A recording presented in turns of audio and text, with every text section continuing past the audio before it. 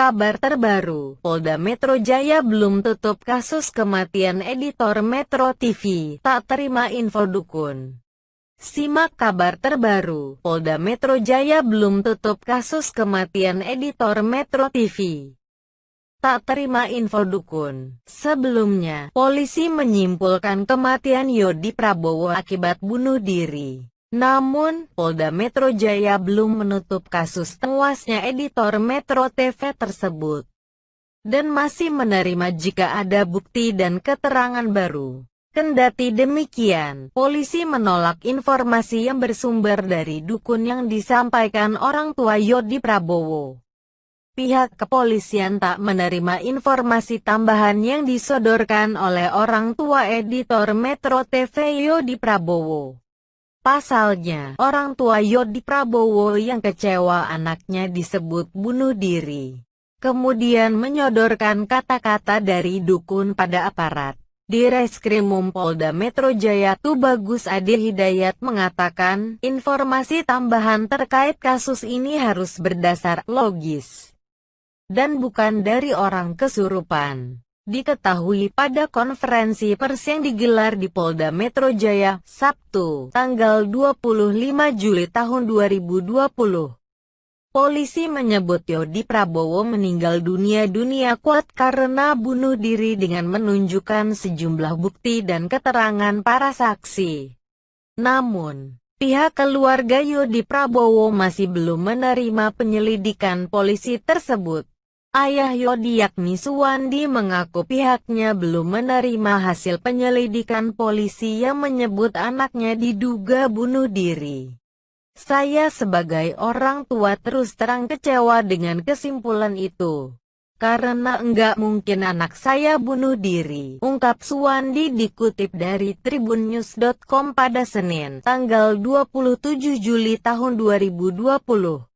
Suwandi mempertanyakan soal jumlah tusukan pada tubuh Yodi. Menurutnya jika bunuh diri tak akan ada sejumlah tusukan yang dalam. Kalau dia bunuh diri di TKP, tempat kejadian perkara, ada tusukan 4 kali.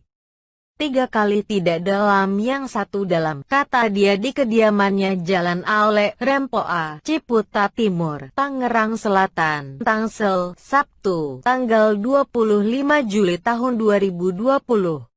Selain itu, tak ada darah berceceran juga membuat Suwandi merasa janggal. Paling enggak kalau dia menusuk pasti akan ada pendarahan, darah akan lari ke celana dan sekujur tubuh dan bajunya, ungkap Suwandi.